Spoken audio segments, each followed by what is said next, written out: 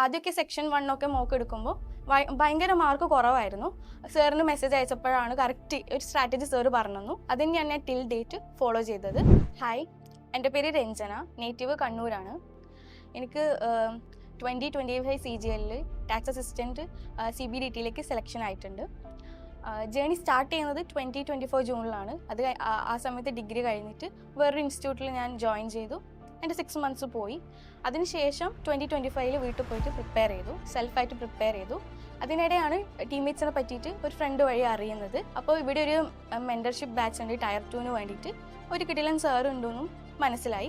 അതിനുശേഷം ഞാൻ tyre 1 prepare ചെയ്യുന്ന തന്നെ സാറിന് ഒരു നല്ല മാർക്ക് കാണിക്കണം, ടയർ 2 ഈ ബാച്ചിന് ചേരണം, അതിന് വേണ്ടിയിട്ടായിരുന്നു പ്രിപ്പയർ ചെയ്തുകൊണ്ടിരുന്നത്. അങ്ങനെ ടയർ 1 കംപ്ലീറ്റ് ആയി. ടയർ 1 റിസൾട്ട് വന്നില്ല. റിസൾട്ട് വരുന്നതിന് മുന്നേ തന്നെ ഞാൻ ഒക്ടോബറിൽ എൻ്റെ ഒരു ഫ്രണ്ട് പറഞ്ഞു, റിസൾട്ട് എന്തോ ആവട്ടെ, നമുക്ക് ഇതിൻ്റെ ഈ മെൻറ്റർഷിപ്പ് ബാച്ചിൽ ജോയിൻ ചെയ്യാം, എന്നിട്ട് നമുക്ക് ടയർ 2 വേണ്ടിയിട്ട് പഠിക്കാം. അങ്ങനെ ഒക്ടോബറിൽ മെൻറ്റർഷിപ്പ് ബാച്ചിൽ ജോയിൻ ചെയ്യുന്നു. അതിന് മുന്നേ എനിക്ക് സീറോ സ്ട്രാറ്റജി ആയിരുന്നു. എനിക്ക് സ്ട്രാറ്റജി എന്താണെന്ന് പോലും അറിയുന്നുണ്ടായിട്ടാ. ഇവിടെ വന്നതിന് ശേഷമാണ് എനിക്ക് കറക്റ്റ് സ്ട്രാറ്റജി എന്താണെന്നും എങ്ങനെയോ പഠിക്കേണ്ടതെന്നും മനസ്സിലായത്.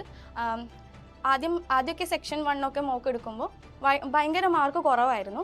സാറിന് മെസ്സേജ് അയച്ചപ്പോഴാണ് കറക്റ്റ് ഒരു സ്ട്രാറ്റജി സാറ് പറഞ്ഞു. അത് തന്നെയാണ് ഞാൻ ടിൽ ഡേറ്റ് ഫോളോ ചെയ്തത്.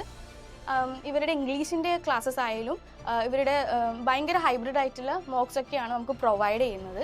പിന്നെ സാറിനെ പറ്റിയിട്ട്, സന്ദേശ് സാറിനെ പറ്റിയിട്ട് പറയാണ്ടിരിക്കാൻ വയ്യ. സാറ് എങ്ങനെ നമ്മൾ ഏത് പാതിരാത്രിക്ക് നമ്മൾ മെസ്സേജ് അയച്ചാലും വിളിച്ചാലും സാറ് ഫോൺ എടുത്തിട്ട് നമുക്ക് ബ്ലാൻഡ് ആയിട്ടുള്ള ആൻസേഴ്സ് ഒന്നുമല്ല, കറക്റ്റ് നമുക്ക് സിൻസിയർ ആയിട്ട് എങ്ങനെയാണ് നമ്മളിത് റെക്ടിഫൈ ചെയ്യുക, നമ്മുടെ മിസ്റ്റേക്ക് എങ്ങനെ റെക്ടിഫൈ ചെയ്യാമെന്ന് കറക്റ്റ് പറഞ്ഞു തരും. സാറ് എപ്പോഴാണ് ഒക്ടോബറിലാണ് ഞാൻ ഈ ജേണി സ്റ്റാർട്ട് ചെയ്തത് ടീംമേറ്റ്സിൻ്റെ ഒപ്പം. ഇപ്പോൾ ഈ ഒരു നിമിഷം വരെ സാറ് എൻ്റെ എപ്പോഴും ഉണ്ടായിരുന്നു, ഇനിയും ഉണ്ടാവുമെന്ന് ഞാൻ പ്രതീക്ഷിക്കുന്നു.